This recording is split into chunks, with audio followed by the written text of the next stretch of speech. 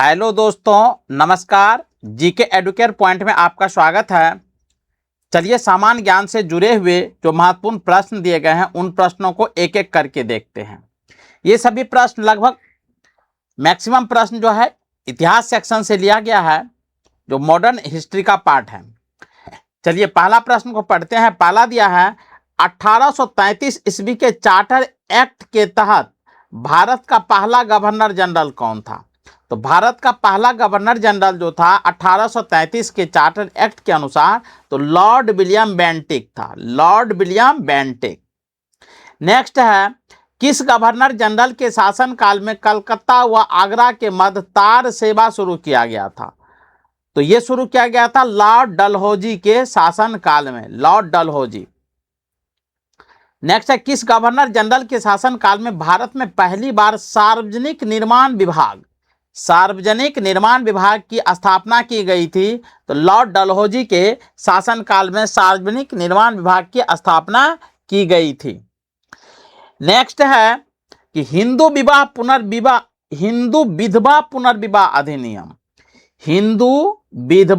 पुनर्विवाह अधिनियम किस वर्ष तथा किस गवर्नर जनरल के शासनकाल में पारित हुआ था? तो ये 1856 ईस्वी में पारित हुआ था और गवर्नर जनरल थे लॉर्ड कैनिंग के शासनकाल में पारित हुआ था। नेक्स्ट है, किस गवर्नर जनरल को उसके हड़प नीति के कारण ज्यादा याद किया जाता है? हड़प नीति को व्यक्तिगत सिद्धांत भी कहा जाता है। तो ये हड़प नीति जो है लागू किया गया था लॉर्ड डलहौजी के शासनकाल में। लॉर्ड डलहौजी के द्वारा ही लागू किया गया था। नेक्स्ट है, किस गवर्नर जनरल को भारत में रेलवे का जनक माना जाता है?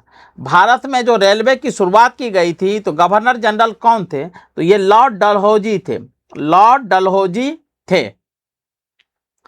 नेक्स्ट, नरबली प्रथा पर प्रतिबंध लगाने वाला गवर्नर जनरल कौन था? तो नरबली प्रथा पर प्रतिबंध लगाने वाला गवर्नर जनरल लॉर्ड हार्डिंग था। लॉर्ड हार्डिंग था। नेक्स्ट है, किस गवर्नर जनरल ने शिशु बालिका हत्या पर प्रतिबंध लगा दिया? तो शिशु बालिका हत्या पर प्रतिबंध लगाने वाले गवर्नर जनरल थे Lord William Bentinck. Lord William Bentinck. Next है, भूमि कर जागीरों को जब्त करने तथा उसका पता लगाने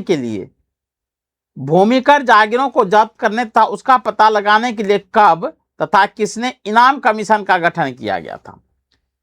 तो यह किया गया था लॉर्ड डलहौजी के द्वारा 1852 ईस्वी में। लॉर्ड डलहौजी के द्वारा 1852 ईस्वी में। नेक्स्ट है, वुड डिस्पैच के तहत कलकत्ता, मद्रास तथा बंबई प्रेसिडेंसियों में एक एक विश्वविद्यालय की स्थापना कब की गई थी? विश्वविद्यालय की स्थापना कब की गई थी? तो 1857 ईस्वी में की गई थी और लॉर्ड कैनिंग के शासनकाल में की गई थी। लॉर्ड कैनिंग के शासनकाल में। नेक्स्ट, भारत में ईस्ट इंडिया कंपनी द्वारा गठित अंतिम गवर्नर जनरल कौन था? तो भारतीय ईस्ट इंडिया कंपनी द्वारा गठित अंतिम गवर्नर जनरल लॉर्ड कैनिंग था। लॉर्ड कैनिंग था। नेक्स्ट है, शैक्षिक सुधारों के अंतर्गत विलियम हंटर आयोग की स्थापना कब की गई थी? तो शिक्षा में सुधार के संदर्भ में विलियम हंटर आयोग की स्थापना लॉर्ड रिपन के द्वारा की गई थी। लॉर्ड रिपन के द्वारा किया गया था। तृतीय अफगान युद्ध किस गवर्नर जनरल के शासनकाल में हुआ था? तृतीय अफगान युद्ध। तो ये लॉर्ड चैम्सफोर्ड के शासनकाल में तृतीय अफगान युद्ध हुआ था। किस गवर्नर जनरल के शासनकाल में स्वेज नहर खुल जाने के कारण भारत तथा इंग्लैंड के मध्य व्यापार में वृद्धि हुई थी? क्योंकि स्वेज नहर खुल जाने के बाद भारत और इंग्लैंड के बीच जो डिस्टेंस था वो कम हो गया था। उसे अफ्रीका का चक्कर लगा के नहीं आना होता था, इसलिए डिस्टेंस कम हो गया। तो यह हो गया था लॉर्ड नॉर्थबुक के शासनकाल में। लॉर्ड नॉर्थबुक। नेक्स्ट है, किस गवर्नर जनरल के शासनकाल में मुस्लिम लीग की स्थापना हुई थी? तो मुस्लिम लीग की स्थापना हुई थी लॉर्ड मिंटो द्वितीय के द्वारा और मुस्लिम लीग की स्थापना 1906 ईस्वी में ढाका में की गई थी। बांग्लादेश की राजधानी जो वर्तमान में ढाका है, यहां पर किया गया था। नेक्स्ट है, अगस्त प्रस्ताव कब तथा किस गवर्नर जनरल के शासनकाल में रखा गया था? तो ये 1940 ईस्वी में रखा गया था और इस समय गवर्नर जनरल थे लिन लिथगो। कमेंट सेक्शन में बताएंगे लिन लिथगो का जो शासन का पीरियड है वो कब है। शिमला सम्मेलन कब तथा किस गवर्नर जनरल के शासनकाल में हुआ था? तो 1945 ईस्वी में हुआ था, लॉर्ड बेवेल के शासनकाल में। शिमला सम्मेलन लॉर्ड बेवेल के शासनकाल में संपन्न हुआ था। नेक्स्ट, हड़प नीति को किस गवर्नर जनरल ने समाप्त किया था? तो हड़प नीति लॉर्ड डलहौजी के द्वारा लागू किया था और लॉर्ड कैनिंग के द्वारा हड़प नीति को समाप्त कर दिया गया था, क्योंकि हड़प नीति भी एक मुख्य कारण था 1857 के विद्रोह का। पंजाब में कुका आंदोलन किस गवर्नर जनरल के शासनकाल में हुआ था? तो लॉर्ड नॉर्थब्रुक के शासनकाल में पंजाब में कुका आंदोलन हुआ था। अब आप बताएंगे कि कुका आंदोलन किससे संबंधित था। बहाबी आंदोलन का दमन किस गवर्नर जनरल ने किया था? तो बहाबी आंदोलन का दमन लॉर्ड एलिंग प्रथम ने किया था। इसका जो केंद्र था वो पटना था, बिहार का पटना था बहाबी आंदोलन का केंद्र। नेक्स्ट है, लॉर्ड मेयो ने मेयो कॉलेज की स्थापना कहाँ की थी? तो लॉर्ड मेयो के द्वारा मेयो कॉलेज की स्थापना अजमेर में किया गया था, अजमेर में किया गया था। नेक्स्ट, फॉरवर्ड ब्लॉक की स्थापना किस गवर्नर जनरल के शासनकाल में हुआ था? तो लॉर्ड लिन लिथगो के शासनकाल में फॉरवर्ड ब्लॉक की स्थापना किया गया था और ये सुभाष चंद्र बोस के द्वारा किया गया था फॉरवर्ड ब्लॉक की स्थापना। नेक्स्ट है, क्रिप्स मिशन के आगमन के समय भारत का गवर्नर जनरल कौन था? तो लॉर्ड लिन लिथगो जो था ये भारत का गवर्नर जनरल था, उसके समय में ही क्रिप्स मिशन भारत आता है। नेक्स्ट, 1872 ईस्वी में कृषि विभाग की स्थापना किस गवर्नर जनरल के शासनकाल में हो गई थी? तो लॉर्ड मेयो के शासनकाल में कृषि विभाग की स्थापना 1872 ईस्वी में हो गई थी। किस गवर्नर जनरल को स्थानीय स्वशासन का जनक कहा जाता है? तो यानी ग्राम पंचायत जो है, ग्राम सभा जो है और पंचायत समिति जो है, इसका संस्थापक जो मान के चलिए और जन्मदाता जो था वो लॉर्ड रिपन ही था, लॉर्ड रिपन। नेक्स्ट है, किस गवर्नर जनरल के शासनकाल में क्रिमिनल कोड लागू किया गया था? तो लॉर्ड कैनिंग के शासनकाल में क्रिमिनल कोड लागू किया गया था। नेक्स्ट, स्वराज पार्टी की स्थापना किस गवर्नर जनरल के शासनकाल में हुई थी? तो लॉर्ड रीडिंग के शासनकाल में स्वराज पार्टी की स्थापना हो गई थी। स्वराज पार्टी की स्थापना किसने किया था? ये बात आप लोग कमेंट सेक्शन में बताएंगे। नेक्स्ट, अविभाजित भारत तथा अफगानिस्तान के बीच सीमा रेखा डुरांड रेखा का निर्धारण किस गवर्नर जनरल के शासनकाल में हुआ था? यानी जब भारत विभाजन नहीं हुआ था भारत का, तो उस समय अफगानिस्तान और भारत के बीच एक सीमा रेखा का निर्धारण किया गया था। उस सीमा रेखा का नाम था डुरांड रेखा और ये किस गवर्नर जनरल के शासनकाल में हुआ था? ये लॉर्ड लैंसडाउन के शासनकाल में हुआ था। इंपॉर्टेंट क्वेश्चन है, याद रखेंगे। नेक्स्ट, भारतीय कम्युनिस्ट पार्टी की स्थापना कब की गई थी? तो भारतीय कम्युनिस्ट पार्टी की स्थापना 1925 ईस्वी में की गई थी, 1925 ईस्वी में। नेक्स्ट है, किस गवर्नर जनरल के शासनकाल में भारतीय पुरातत्व विभाग की स्थापना की गई थी? तो यानी पुराने जो स्मारक है, पुराने जो महल है, उसकी देखरेख के लिए, उसके संरक्षण के लिए भारतीय पुरातत्व सर्वेक्षण विभाग की स्थापना की गई थी और यह किया गया था लॉर्ड कर्जन के शासनकाल में। बंगाल विभाजन किसके काल में हुआ था, यह भी आप कमेंट सेक्शन में बताएंगे। नेक्स्ट बताएंगे कि खिलाफत आंदोलन तथा गांधी जी का असहयोग आंदोलन किस गवर्नर जनरल के शासनकाल में हुआ था? तो खिलाफत आंदोलन ये तुर्की से शुरू हुआ था और गांधी जी के द्वारा असहयोग आंदोलन भारत में शुरू हुआ था। दोनों का टाइम पीरियड लगभग एक ही समय है। तो ये किस गवर्नर जनरल के शासनकाल में हुआ था? तो ये हुआ था लॉर्ड चैम्सफोर्ड के शासनकाल में। लॉर्ड चैम्सफोर्ड के शासनकाल में भारत में असहयोग आंदोलन की शुरुआत 1920 में हो जाती है और खत्म होता है 1922 में। स्वदेशी आंदोलन की शुरुआत किस गवर्नर जनरल के शासनकाल में हुआ था? ये आप लोग कमेंट सेक्शन में बताएंगे।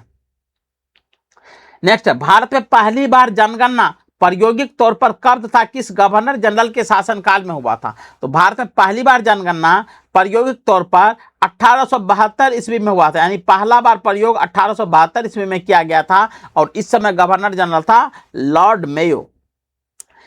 नेक्स्ट है, किस गवर्नर जनरल के शासनकाल में प्रथम विश्व युद्ध प्रारंभ हुआ था? तो प्रथम विश्व युद्ध प्रारंभ हुआ था लॉर्ड हार्डिंग द्वितीय के शासनकाल में और इसका टाइम पीरियड है प्रथम विश्व युद्ध का 1939 से लेकर के 45। जापान के अमेरिका के द्वारा जब जापान पर परमाणु बम गिराया जाता है, उसके दो महत्वपूर्ण शहर, एक नागासाकी, एक हिरोशिमा, तो उसके बाद जापान के द्वारा आत्मसमर्पण कर दिया जाता है। इसके बाद ही द्वितीय विश्व युद्ध की समाप्ति हो जाती है।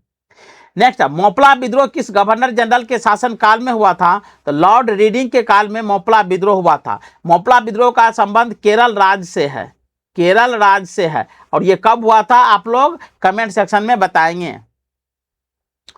नेक्स्ट है, दिल्ली भारत की राजधानी कब बनी? तो 1912 ईस्वी में दिल्ली भारत की राजधानी बनी थी और 1912 में ही बंगाल का जो विभाजन किया गया था उसको रद्द कर दिया गया था 1912 में। बंगाल का विभाजन 1905 में लॉर्ड कर्जन के द्वारा किया गया था और 1912 ईस्वी में उसे रद्द कर दिया गया था।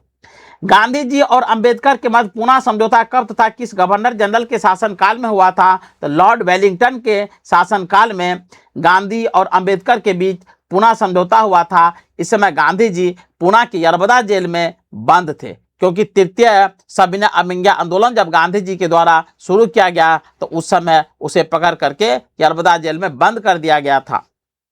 नेक्स्ट है, वर्नाकुलर प्रेस एक्ट पर किसने कठोर प्रतिबंध लगा दिया था? तो लॉर्ड लीटन जो थे ये कूर व्यक्ति थे और ये जब गवर्नर जनरल बन के आते हैं तो इसने कुछ भारत के विरोध में बहुत सारे काम किए थे। उसमें से एक था वर्नाकुलर प्रेस एक्ट, जिस पर इसने प्रतिबंध लगा दिया था। वर्नाकुलर प्रेस एक्ट का समर्थन करने वाला एकमात्र समाचार पत्र था। कौन सा समाचार पत्र था जो वर्नाकुलर प्रेस एक्ट का समर्थन किया था? यानी उसका कहना था कि वर्नाकुलर प्रेस एक्ट जो लगाया गया है बिल्कुल सही किया गया है, तो ये पायनियर अखबार ने इसका समर्थन किया था। नेक्स्ट है, इल्बर्ट विधेयक के विरोध में अंग्रेजों द्वारा किए गए विद्रोह को किस नाम से जाना जाता है? तो इल्बर्ट विधेयक के विरोध में अंग्रेजों द्वारा जो विद्रोह किया गया था इसे श्वेत विद्रोह कहा जाता है, क्योंकि अंग्रेज लोग गोरे होते थे इसलिए इसे श्वेत विद्रोह के नाम से जाना जाता है। नेक्स्ट है, प्रिंस और वेल्स का भारत आगमन के समय भारत का गवर्नर जनरल कौन था? यानी जब प्रिंस और वेल्स भारत आते हैं तो उस समय भारत का गवर्नर जनरल कौन था? तो लॉर्ड रीडिंग जो था उस समय भारत का गवर्नर जनरल था। नेक्स्ट, द्वितीय विश्व युद्ध किस गवर्नर जनरल के शासनकाल में शुरू हुआ था? तो द्वितीय विश्व युद्ध शुरू हुआ था लॉर्ड लिनलिथगो के शासन काल में। लॉर्ड लिनलिथगो के शासन काल में। एक क्वेश्चन को ध्यान रखेंगे, जो प्रथम विश्व युद्ध हुआ था ये डाटा गलत हो गया है। प्रथम विश्व युद्ध 1914 से लेके 18 तक चला था। द्वितीय विश्व युद्ध, नेक्स्ट क्वेश्चन है, द्वितीय विश्व युद्ध किस गवर्नर जनरल के शासनकाल में हुआ था? तो लॉर्ड लिनलिथगो के शासनकाल में द्वितीय विश्व युद्ध हुआ था और ये 1945 से लेकर के 1900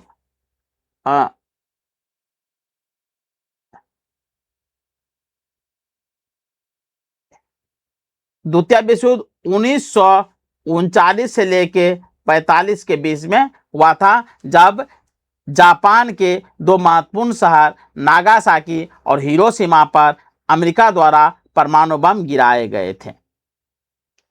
हालांकि ये डाटा हमने पहले प्रथम विश्व युद्ध के बारे में बताया जो कि गलत है। चलिए नेक्स्ट है, किस गवर्नर जनरल के शासनकाल में सविनय अवज्ञा आंदोलन आरंभ किया गया था? तो लॉर्ड इरविन के शासनकाल में सविनय अवज्ञा आंदोलन आरंभ किया गया था।